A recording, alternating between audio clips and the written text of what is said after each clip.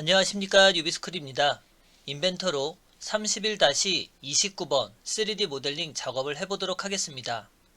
화면에 보시는 것과 같이 스케치 평면을 XY 평면을 먼저 선택해 주시고 사각형의 크기를 그리실 때 두 점 중심의 기능을 이용해서 임의의 사각형을 먼저 그리게 됩니다. 형상을 그리고 나면 치수를 이용해서 길이가 120이 되는 사각형을 먼저 그려주시고 구속 조건 중 같음을 이용해서 이쪽 선의 길이와 이쪽 선의 길이가 같은 크기가 120이 되는 사각형을 먼저 그리도록 하겠습니다.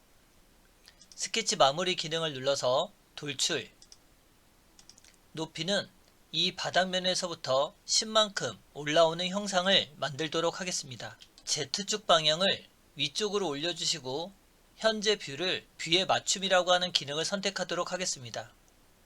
이와 같이 작업이 되고 나면 다시 한번 스케치 기능을 이용해서 해당하는 사각형의 윗면을 선택하시고 두 점 중심 직사각형을 이용해서 사각형의 형태를 그리게 됩니다. 그럼 이번에는 화면에 보시면 70과 80이라고 하는 치수가 있기 때문에 이쪽의 치수는 70으로 입력을 해주시고 이쪽의 길이는 80으로 입력을 하도록 하겠습니다.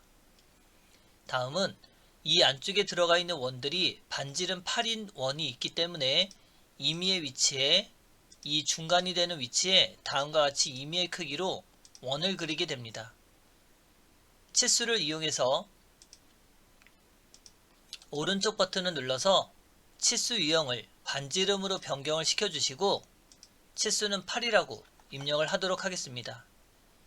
그러면 같음 기능을 이용해서 이 원의 크기와 이 원의 크기가 같고 다시 이 원과 이 원의 크기, 이 원과 이 원의 크기를 같음으로 설정해 주게 됩니다.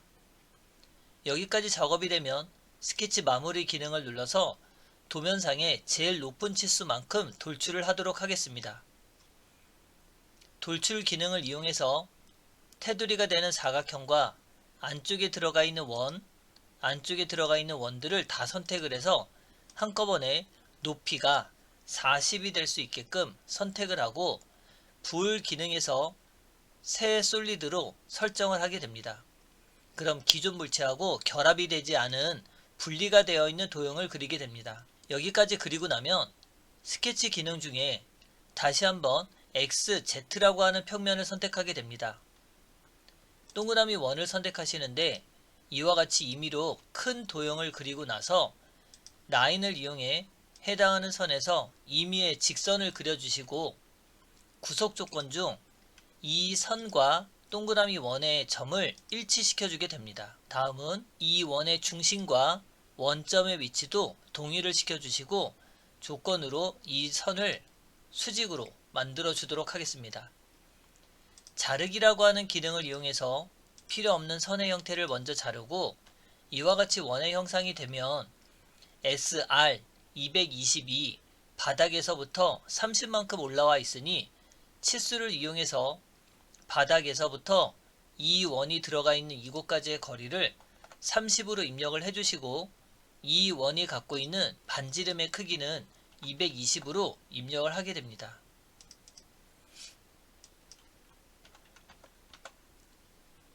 자, 이와 같이 입력이 되고 나면 이 가운데 있는 선을 중심선으로 변경을 시켜주시고 스케치 마무리 기능을 누르게 됩니다. 그럼 회전 기능을 이용해서 다음과 같이 이 구의 모양을 회전을 시키고 불 기능 중 교차라고 하는 기능을 이용해서 해당하는 형상을 이 돌출한 형상과 겹쳐지는 부위만 남고 나머지는 다 사라지게 하는 기능을 선택하시게 되면 이와 같이 곡면의 형상이 높이가 30이 되는 형상을 만들 수 있습니다. 다시 스케치 기능을 눌러서 해당하는 사각형의 바닥면을 선택해 주시고 동그라미 원을 이용해서 원점 기준으로 원의 지름이 50인 원의 형상을 그리도록 하겠습니다. 스케치 마무리, 돌출 기능을 이용해서 이 원을 전체 높이가 40이라고 되어 있는데 10만큼을 빼야 되는 숫자이기 때문에 이때는 30만큼 돌출을 시키고 여기서도 새 솔리드로 선택을 해서 확인 버튼을 누르도록 하겠습니다. 그러면 이 도형과 이 도형 세 가지가 분리가 되어 있는 상태이기 때문에 여기에 보면 결합이라고 하는 기능이 있어서 해당하는 기존 도형에서 이 도형과 이 도형을 같이 결합하는 형태를 갖게 됩니다.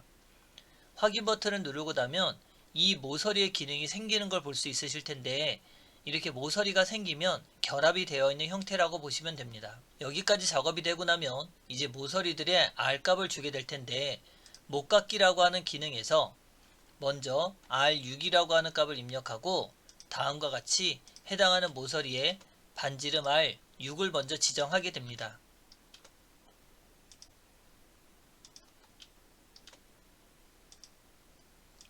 이렇게 8군데의 R값을 지정하고 나면 추가라고 하는 버튼을 눌러서 이번에는 R값을 4로 바꾸도록 하겠습니다.